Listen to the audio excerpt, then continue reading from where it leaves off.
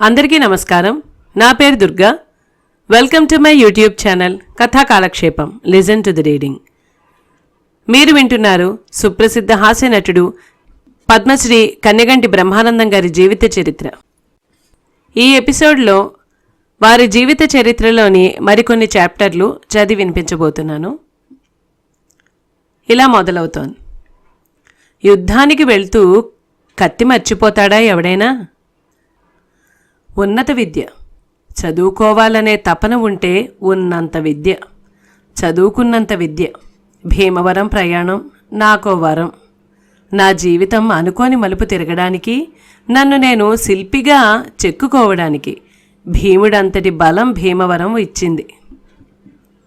మొట్టమొదటిసారి నేను సత్తెనపల్లి వదిలిపెట్టి చాలా దూరం ప్రయాణం చేయడం నా అరిస్టోక్రాట్ ట్రంకు పెట్టే నేను. అప్పట్లో దాన్ని యార్నాల పెట్టే అని కూడా నిక్నేమ్తో పిలిచేవారు. అందులో 2 జతల బట్టలు, తుండుగుడ్డల్లాంటివి పెడితే ఇంకో డజన్ మందికి సరిపడా బట్టలు పెట్టుకునేంత ఖాళీ మిగిలిపోయింది. సున్నం యోగేశ్వరమ్మ గారి పుణ్యమా అని ఆవిడ సిఫారసుతో సున్నం ఆంజనేయులు గారి దగ్గరకు బయలుదేరాను. ఉన్నత విద్య ఉన్నతమైన ఉజ్వలమైన భవిష్యత్తునిస్తుందనే ఆశ రైలు బండిలా వేగంగా దూసుకు వెళ్తూ ఉంటే, అప్పటిదాకా నేను అనుభవించిన కష్టాలన్నీ పట్టాల పక్కన చెట్లు పుట్టల్లా వెనక్కి వెళ్ళిపోతూ ఉన్నాయి. చిత్రంగా నేను, విచిత్రంగా నా మజిలీ. 2 జిల్లాలు దాటి పశ్చిమ గోదావరి జిల్లాలోకి ప్రవేశించింది రైలు బండి. భీమవరంలో దిగాను. అడుగు అడుగుడింది. వెనకడుగు వేస్తావా అని. ఆశ బదులు చెప్పింది. ముందడుగు తప్ప ఇంకే అడుగు వేసినా అప్పుడడుగు అని. భీమవరంలో బలుసుమూడి అనే ఏరియాలో ఆంజనేయులు గారి ఇల్లు. రిక్షాలో వెళ్ళాను. ఓ చోట దిగి నడవడం మొదలుపెట్టానంటే ఏ రోడ్డు మీదో దిగి సందులు గొంతులు నడుస్తున్నానని కాదు. గేటు ముందు దిగి పెద్ద కాంపౌండ్ లోపలెక్కడో ఉన్న ఇంటివైపు నడుస్తున్నానన్నమాట. నా అడుగులు తడబడుతున్నాయి. వాళ్ళెవరో తెలీదు, ఎలా రిసీవ్ చేసుకుంటారో తెలీదు, ఈ ఊరేంటో తెలీదు, ఇక్కడ వారు మాట్లాడే యాస ఏంటో తెలీదు. బయట వసారాలో కూర్చొని ఆ ఇంటి ఇల్లాలు ఒత్తులు చేసుకుంటుంది. ఆవిడే ఆంజనేయులు గారి భార్య శారదగారు. ఆ ఇంటి ఇల్లాలు సరస్వతీదేవి పేరు పెట్టుకుని గుమ్మంలో లక్ష్మీదేవిలా కూర్చుని ఉంది. నమస్కారం పెట్టాను. ఎవరు అంది. అప్పట్లో ఫోన్లు గట్రా ఏముంటాయి? ఏ వార్త చేరవేయాలన్నా ఓ కార్డు ముక్కే. యోగేశ్వరమ్మ గారు అప్పటికే కార్డు ముక్క రాశారు. నా పేరు బ్రహ్మానందమమ్మ, సత్తెనపల్లి నుండి వస్తున్నాను. యోగేశ్వరమ్మ టీచర్ గారు పంపించారు అని చెప్పాను. నువ్వేనా, రా బాబు అన్నారు దయగా.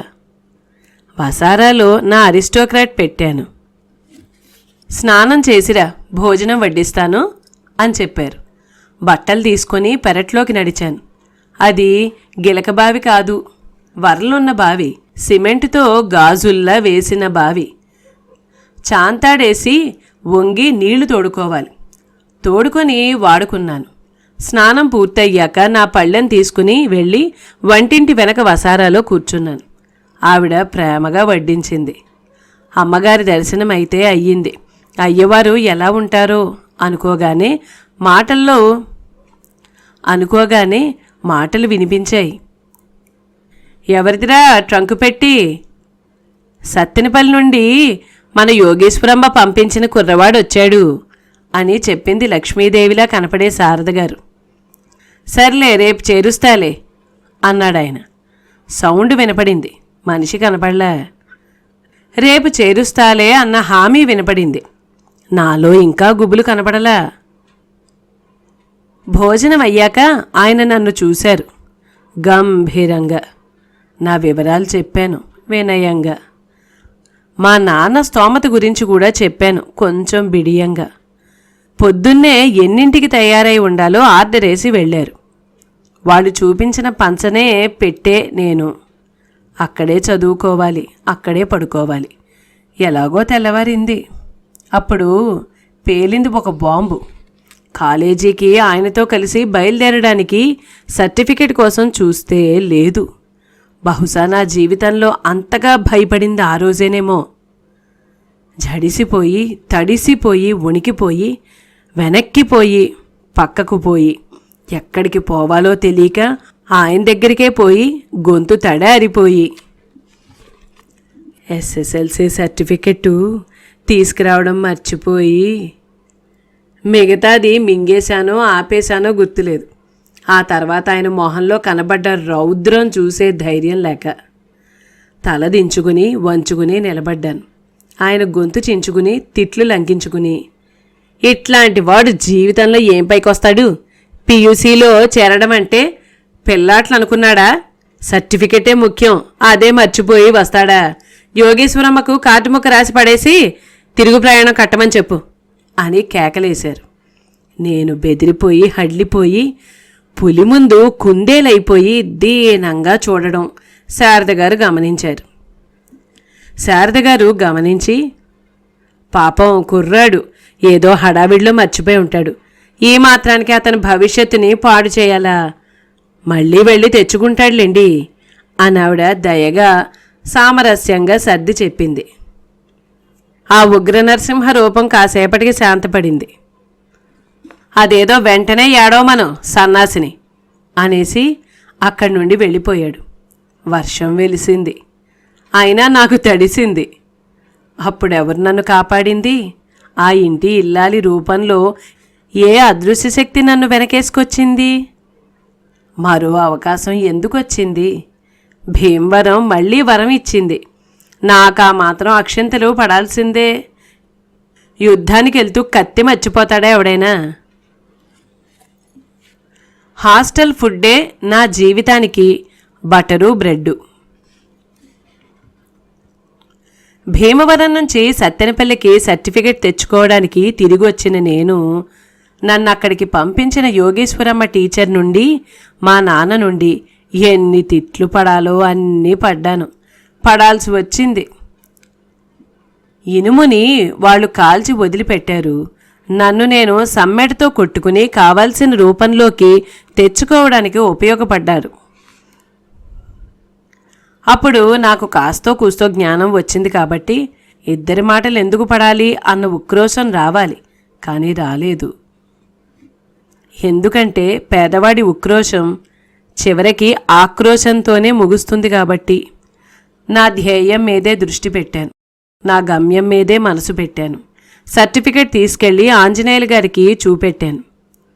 అఘోరించావులే అన్నట్లు చూసి నన్ను తీసుకెళ్లి పియూసీలో చేర్చాడు. ఇది కదా నాకు కావాల్సింది. పియూసీలో చేరడమే కదా కావాల్సింది. నా గమ్యం కదా నాకు ముఖ్యం. ఆ తిట్లన్నిటితో నాకు పనేమిటి? ఉక్రోషానికి పోతే పియూసీలో సీటు వచ్చేదా? ఈ తిట్లన్నీ రైలు పట్టాల మీద గులకరాళ్లే. బ్రతుకు రైలు బండి సాఫీగా సాగటానికి గులకరాళ్లే పట్టాలని పటిష్టంగా కాపాడుతూ ఉంటాయి. పియూసీలో సీటైతే వచ్చింది, కానీ ఊరికే ఆంజనేయులు గారి ఇంట్లో పడి తినలేను కదా. అందుకని ఎంతో కొంత నా వంతు పని నేను చేసేవాణ్ణి. భీమవరానికి 6 కిలోమీటర్ల దూరంలో మోగల్లు అని ఒక ఊరుండేది. అక్కడ ఉండే రాజులవారి అబ్బాయి ఆంజనేయులు గారి స్టూడెంటు. వాళ్లే పాలు పెరుగు మాస్టర్ కోసం పంపించేవాళ్లు. నేను సైకిల్ మీద 6 కిలోమీటర్లు వెళ్ళి పాల క్యాను పెరుగు క్యాను సైకిల్కి తగిలించుకుని తిరిగి 6 కిలోమీటర్లు సైకిల్ తొక్కుకుంటూ వచ్చి తెచ్చి ఇచ్చి కాలేజీకి బయలుదేరేవాణ్ణి. ఆ దారంతా ఎర్రమట్టి రోడ్డు. తెల్లమోహంతో వెళ్ళి ఎర్రమోహంతో తిరిగి వచ్చేవాణ్ణి. ఆ ఎర్రటి దుమ్మంతా నా మీద పడేది. వచ్చి స్నానం చేసి బట్టలు మార్చుకుని విడిచిన బట్టలు ఉతుక్కుని ఆంజనేయులు గారి భార్య పెట్టిన టిఫినో అన్నమో తినేసి కాలేజీకి వెళ్ళేవాణ్ణి. ఇలా కొంతకాలం సాగింది. అప్పుడే నాకు హాస్టల్లో సీట్ వచ్చింది. ఆంజనేయులు గారే హాస్టల్ వార్డెన్తో మాట్లాడి బీసీ సర్టిఫికెట్లో ఉచితంగా సీట్ ఇప్పించారు. బీసీగా పుట్టడం నా పూర్వజన్మ సుకృతమని అప్పుడే తెలిసొచ్చింది. హాస్టల్లో ఫుడ్డు, వాళ్లే ఇచ్చిన బెడ్డు, నీ జీవితానికి అవే బటరు బ్రెడ్డు. బెటరే కదా అనుకుంటే పెన్నో పెన్సిలో, పుస్తకమో, సబ్బో, సర్ఫో, ఏది కావాలన్నా కాసులుండాలి కదా. ఖర్చులకు డబ్బిచ్చేదెవరు? ఇక్కడ నన్నెవరు ఆదుకున్నారు? ఎవరు నాకు ఎవరి చేత సాయం అందించారు? నూనె పోసిన వాడే ఒత్తి వేస్తాడు, వాడే వెలిగిస్తాడు, దారి చూపెడతాడు. నన్ను ఆంజనేయులు గారికి పరిచయం చేసిన యోగేశ్వరమ్మ గారి ఇంట్లో చెల్లెలుండేది. ఆవిడ పేరు సున్నం అనసూయమ్మ గారు. తెనాలిలో జేఎంజే కాలేజీలో ఆవిడ ఎంఎస్సి చదువుకునేటప్పుడు సత్తెనపల్లిలో వాళ్ళ ఇంట్లో నన్ను చూసింది. అప్పుడు ఆవిడ నా గురించి వాళ్ళ అమ్మగారిని, అక్కగారిని అడిగి నా పరిస్థితి తెలుసుకుంది. ఇప్పుడు నా పరిస్థితి కూడా యోగేశ్వరమ్మ గారి ద్వారా తెలుసుకుని నెల నెల నా ఖర్చుల కోసం కొంత డబ్బు మనీ ఆర్డర్ చేసేది. ఎవరు నేను? ఎవరు ఆవిడ? ఎవరు బ్రహ్మానందం? ఇదంతా ఎవరు ఆడించే రసవత్తర నాటకం? ఎందుకు నారు పోశాన్రా బాబూ అనుకుని ఆ పైవాడు నా వెనక చెంబు పట్టుకుని నీళ్లు పోస్తూ వస్తున్నాడు. అలా నా ఖర్చులకు డబ్బు అందేది. ఆవిడ రుణం తీర్చుకునే అద్భుతమైన అవకాశం నాకొచ్చింది. ఆ అవకాశం గురించి అవసరం వచ్చినప్పుడు చెప్తాను. పై స్థాయికి చేరాలంటే చాలా మెట్లుంటాయి. దేవుడు కట్టిన మెట్లు. ఒక్కో మెట్టు ఎక్కడానికి కావలసిన సత్తువ మనమే పెంచుకోవాలి. అందుకే నేను పియూసీలో ఉన్నప్పుడే ఆ మెట్ల తోవ కోసం అన్వేషణ మొదలుపెట్టాను. ఒక మెట్టు కనపడింది. ఆ ఎత్తు ఎక్కడానికి నాకు ఉపయోగపడిందే రామకృష్ణ భవన్. పిఎన్ఆర్ కాలేజీలోనే రామకృష్ణ భవన్ ఉండేది. అక్కడ స్టూడెంట్స్ సాంస్కృతిక కార్యక్రమాల్లో పాల్గొనేవాళ్ళు. ఆ ఆడిటోరియంలో నాటకాలు, పాటల పోటీలు, వ్యాసరచన, వక్తృత్వ పోటీలు నిర్వహించేవారు. పాడటం తప్ప అన్నిట్లో పాల్గొనేవాణ్ణి. ఎందులో పాల్గొంటే అందులో సర్టిఫికెట్ ప్రైజు గెలుచుకునేవాణ్ణి. ఎక్కువగా బెస్ట్ కమేడియన్ ప్రైజులు అందుకునేవాణ్ణి. రామకృష్ణ భవన్లో ప్రారంభమైన విజయంతో చాలా చోట్ల నాకంటూ ఒక చోటు ఉంటూనే ఉండేది. ఇదంతా సున్నం ఆంజనేయులు గారికి తెలిసింది. ఆయన పేరు నిలబెట్టానని అందరూ అనేవాళ్ళు. అలా నేను బాగా చదువుకుంటూనే కళారంగం వైపు దృష్టి సారించడం అనేది భగవంతుడి నిర్ణయం. పియూసీ పాస్ అయ్యాను. ఇప్పుడే నేను డిగ్రీ కాలేజీలో చేరాలి. కానీ అక్కడ నాకొక ఆటంకం ఏర్పడింది. చదువుకోవాలన్న తపన ఉంటే చదువుకొనాల్సిన అవసరం రాదని అర్థమైంది. దేవుడు ఛాన్స్ ఇస్తాడు కానీ చాయిస్ ఇవ్వడు. పియూసీ పూర్తయింది. డిగ్రీలో చేరాలి. చేరాలంటే సీటు ఖాళీ ఉండాలి. ఖాళీ లేదన్నారు. హెచ్ఈసీలో చేరాలనుకున్నాను. History, politics, economics. నాకు నా హిస్టరీ పేరుంటే ఈ హిస్టరీలో సీట్ ఎలా దొరుకుతుంది? ఇక్కడ ఇంకో అద్భుతానికి అంకురార్పణ జరిగింది. ఏ గ్రూప్లో చేరాలన్నా నాకు అవకాశం దొరకలేదు. సున్నం ఆంజనేయులు గారు స్వయంగా మాట్లాడితే ఒకే ఒక్క సీటు ఖాళీగా ఉందన్నారు. అది HPT, history, politics, Telugu, special Telugu.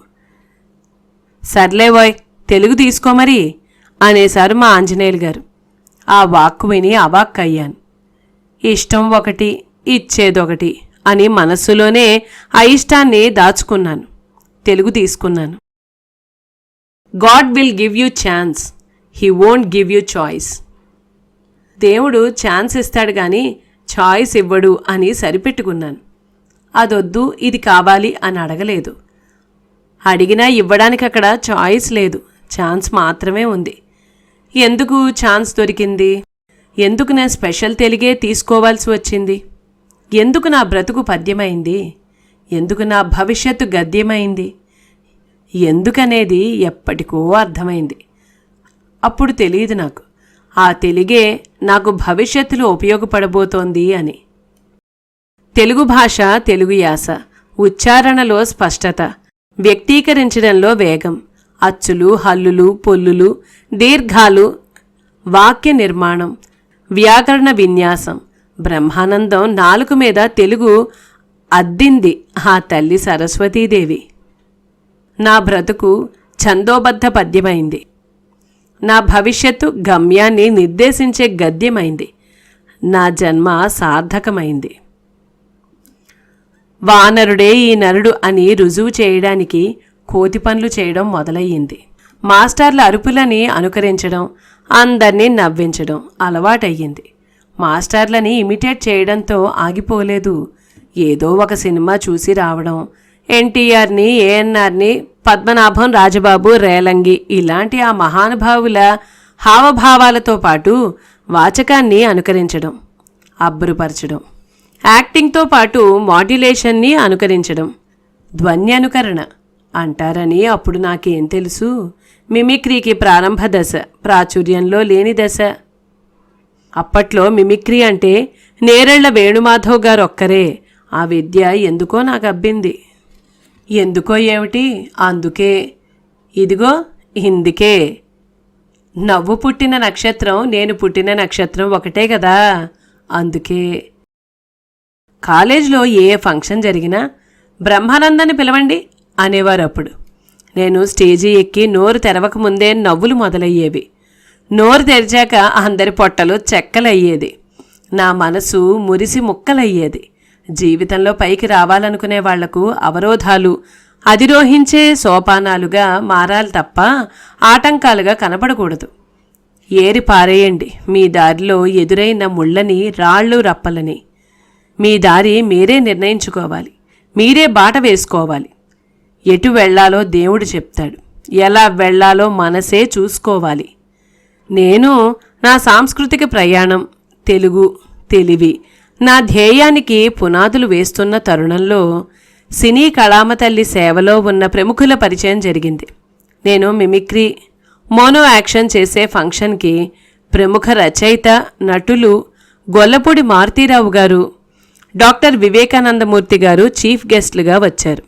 ఆ స్టేజీ మీదే ప్రముఖ నటదంపతులు రాధాకుమారి గారు, రావికొండలరావు గారు పట్టాలు తప్పిన బండి అనే నాటకం వేశారు. వాళ్ళందరి ప్రశంసలు నాకు దక్కాయి.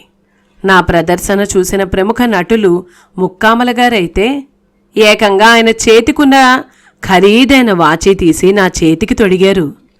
అదే నా తొలి స్వర్ణ కంకణంగా నేనిప్పటికీ భావిస్తాను. ప్రోత్సాహం, ఆ పొగడ్తలు నాలోని కళాకారుడికి ఉత్తేజాన్నివ్వడంతో మరింత మెరుగుదిద్దుకుంటూ పోతున్నాను. ఒక పక్క బుద్ధిగా, శ్రద్ధగా, పట్టుదలగా చదువుకుంటూ, మరో పక్క ఆంజనేయులు గారింట్లో చిన్న చితక పనులు చేసుకుంటూ, బ్రహ్మానందం బుద్ధిమంతుడు, పనిమంతుడు, తన శక్తి తనకే తెలియని హనుమంతుడు అన్న పేరు తెచ్చుకున్నాను. ఆంజనేయులు గారింట్లో నాలాగే 2-3 కుర్రాళ్ళుండి వాళ్ల మధ్య నేనుండడం వల్ల చెలికత్తెల మధ్య హీరోయిన్ల ఒక ప్రత్యేకమైన అభిమానాన్ని సంపాదించుకున్నాను. బ్రతుకు పుస్తకంలో అలా మొదటి అధ్యయనం చేస్తూ చివరికి డిగ్రీ పాస్ అయ్యాను. బిఏలో పట్టభద్రుడినై సున్నం ఆంజనేయులు గారి ప్రశంసలకు పాత్రుడినయ్యాను. మిమిక్రీ నా జీవితంలో ఒక భాగమైంది. అదే నాకు మహాభాగ్యమైంది. నా జన్మకు కారణమైన నా తల్లిదండ్రులు సంతోషపడ్డారు. నాకు సాయం అందించిన యోగేశ్వరమ్మ గారు, అనసూయమ్మ గారు, ఆంజనేయులు గారు మహానందపడ్డారు. అపాత్రదానం చేయలేదని ఆనందించారు. జీవితమే ఒక నాటకం. రంగస్థలం నటనా కుసుమం వికసించు పుణ్యస్థలం. అభినయ క్షేత్రాన నటులు ఉద్భవించు పుణ్యక్షేత్రం. ఆ రంగస్థలమే గదా ఈ చిత్రసీమలో నా పేరు గుబాళింపజేసింది. ఆ రంగస్థలమే గదా నాకీ చిత్రరంగాన నవ్వులు పండించే పాత్రలిచ్చింది. అందుకే నటనకు నా నమస్సులు. ఇంటర్ కాలేజీ కాంపిటీషన్స్ డిగ్రీ చదువుతూ ఉండగానే ఆంధ్ర యూనివర్సిటీ ఈ కాంపిటీషన్స్ కండక్ట్ చేసింది. నాటకం అనగానే కొండల్లో నెలకొన్న కోనేటి రాయుడు, ఇక్కడో నాటకాల రాయుడు ఉన్నాడని నా పేరే ముందు వ్యాపించేలా చేశాడు. ఈ జగన్నాటకానికి నిజమైన సూత్రధారి పైవాడైతే జీవులంతా పాత్రధారులే కదా. నా పేరు వినిపించింది. గెలవాలని నాకు అనిపించింది. మా కాలేజీ మా టీంని పంపించింది. పోటీ గట్టిగానే ఉంది. గమ్మత్తుగా బ్రతుకు రంగస్థలం మీద ప్రతి పాత్ర జీవించాలనే ఆరాటం పడుతూ ఉంటుంది. ఈ ఇంటర్ కాలేజీ స్టేజ్ మీద కూడా ప్రతి నాటకము రక్తి కట్టించింది. మా నాటకం పేరు దొంగవీరుడు. నేనొక్కడనే జీవిస్తే సరిపోదు కదా, పక్క పాత్రలు ఒక తప్పు కూడా చేయకూడదు. ఒకరిద్దరు ఆకలేసి డైలాగులు మింగేశారు. ఆ ప్రెస్టీజియస్ కాంపిటీషన్ మీద మా కాలేజీ వారు చాలా ఆశలు పెట్టుకున్నారు. నా వరకు నేను పాత్రోచితంగానే నటించాలనుకున్నాను. అందరం కాలేజీకి తిరిగొచ్చాం. కానీ మాకన్నా ముందే మేం సరిగ్గా చేయలేకపోయామనే వార్త మా కాలేజీకి వచ్చింది. అప్పటికే నాటకం సరిగ్గా రాలేదనే గిల్టీ ఫీలింగ్లో మేమంతా ఉన్నాం. మా నాటకానికి బెస్ట్ ప్రొడక్షన్ ప్రైజ్ వస్తుందని అందరూ అనుకున్నాం. వాళ్ళందరికీ ఏం సమాధానం చెప్పాలో తెలియలేదు. నా తప్పు లేదు, కానీ వాళ్ళ వల్ల తప్పు జరిగింది. నాకు సంబంధం లేదు, కానీ నా మెడకే చుట్టుకుంది. ఎటు తిరిగి ఎటొస్తుందోనని నాటకాన్ని సరిగ్గా చేయలేని వాళ్ళు తప్పంతా నా మీద తోశారు. స్టేజీ మీద నటించని వాళ్ళు కాలేజీలో నటించేశారు. ఫైన్ ఆర్ట్స్ ఇన్ఛార్జ్ జేవి గారు, ప్రిన్సిపాల్ డీకే గారు నన్ను పిలిపించారు, మందలించారు, పరువు తీశానంటూ నిందించారు, కాలేజీ పేరు భ్రష్టు పట్టించానంటూ ఆగ్రహించారు. నేను డైలాగులు లేని పాత్రలా నిలబడ్డాను. ఏదో చెప్పబోతే, వేషాలు సరిగ్గా వేయడం రాక వేషాలు వేస్తావుటాయ్ అన్నారు. నా కళ్ళల్లోంచి కృష్ణా గోదావరి పాయలు. చేయని నేరానికి మాటలు పడ్డందుకు మనసు మీద గాయాలు, పుండు మీద కారం చల్లారు. సున్నం ఆంజనేయులు గారిని పిలిచి మరీ చెప్పారు. ఆయన నేను చెప్పేది వినిపించుకోకుండా చెడామడా చివాట్లేసిపోయారు. ఎవరున్నారప్పుడు నేను చెప్పుకోవడానికి? నిశ్శబ్దంగా శూన్యంలోకి చూశాను. మౌనంగా రోధించాను. మనశ్శాంతి కోసం శోధించాను. మనిషికి డబ్బులుండాలి అని అప్పుడు నాకు అనిపించింది. నేను డబ్బున్నవాణ్ణైతే వీళ్ళంతా నా జోలికి రావడానికి భయపడేవారేమో అనిపించింది. కానీ డబ్బు వల్ల మాత్రమే గౌరవం దక్కదని, పేరు వల్లే గౌరవాభిమానాలు దక్కుతాయనే సత్యం ఆలస్యంగా తెలిసింది. డబ్బు సౌకర్యాలు మాత్రమే ఇస్తుంది, సౌఖ్యాలనిస్తుంది. వినయం నేర్పి, వివేకం నేర్పి, ఒదిగి ఉండడం నేర్పి, ఎదగడం నేర్పి, పేదరికం ఒక సద్గురువుల అజ్ఞానాంధకారాన్ని పారద్రోలి జ్ఞానదీపాన్ని వెలిగిస్తుంది. అందుకే నేనక్కడ నిరుపేదలా నిలబడ్డాను. జాలేసింది. ఎవరికి? ఇంకెవరికి? జగన్నాటక సూత్రధారి జగన్నాథుడికి. పాపం ఆయనకి జాలేసింది.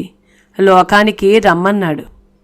నవ్వులిమ్మన్నవాడు, గొప్పగా బ్రతికి పొమ్మన్నవాడు నేను ఓడిపోయినట్టు నిలబడడం చూడలేక, భరించలేక, సహించలేక, ఓడించలేక, గెలిపించకుండా ఉండలేక ఆ ఇంటర్ కాలేజీ కాంపిటీషన్లో ఎవరైతే నేను నాటకాన్ని చెడగొట్టానని అన్నారో, ఎవరైతే నేను మా కాలేజీ పేరు పోగొట్టానని నిందించారో వారందరి నోరు మూయించడానికి ద గ్రేట్ ఆర్టిస్ట్ బ్రహ్మానందంకి బెస్ట్ సపోర్టింగ్ యాక్టర్గా ఫస్ట్ ప్రైజ్ డిక్లేర్ చేసేలా చేశాడు. నేను మళ్ళీ నిశ్శబ్దంగా నిలబడ్డాను.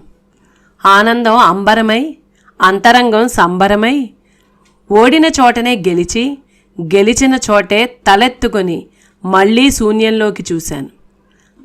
అక్కడే కదా అనంత విశ్వాస పారిజాత వనాంతరాన నాకింత స్వాంతన ఇచ్చిన నా స్వామి ఉండేది. నాకు బహుమతినిప్పించిన నీకు నేనేమివ్వగలను? పేదవాడను, నిస్సహాయుడను. ఖాళీ చేతుల్ని కలిపి జోడిస్తే, కృతజ్ఞతపూర్వకంగా నీరు నిండిన కళ్ళతో చూపు సారిస్తే, నమస్కారం అర్పిస్తే మనసు మరుమల్లె పువ్వు అయ్యింది. ఏం గుబాళింపో, పారవస్యపు పరిమళమయ్యింది. అతండు తప్ప గతిలేని స్థితిలో మతిపోయి గుండె స్థాన భ్రంశమై గొంతులోకొచ్చింది. మొట్టికాయలు వేసినా వీడిది గట్టికాయమే సుమా అనుకున్నవాడు నాకు తోడయ్యాడు, నీడయ్యాడు, నా వాడయ్యాడు. ఓం నమో వెంకటేశాయ. నేటికి బ్రహ్మానందం గారి జీవిత చరిత్రని ఇక్కడితో ముగిస్తున్నానండి. నేను చదివిన విధానం మీకు నచ్చినట్లయితే లైక్ చేయండి, షేర్ చేయండి. ఇప్పటిదాకా సబ్స్క్రైబ్ చేసుకొని వాళ్ళు ఎవరైనా ఉంటే మరిన్ని మంచి మంచి కథలు వినడానికే తప్పకుండా నా ఛానల్ని సబ్స్క్రైబ్ చేసుకోగలరు. మీ అమూల్యమైన అభిప్రాయాలను కామెంట్స్ రూపంలో తెలియజేయగలరు. అలాగే వీడియో అప్లోడ్ చేయగానే నోటిఫికేషన్ రావాలంటే పక్కనున్న బెల్ ఐకాన్ క్లిక్ చేయగలరు. మళ్ళీ తరువాయి భాగంతో మీ ముందుకు వస్తాను. అంతవరకు నమస్కారం.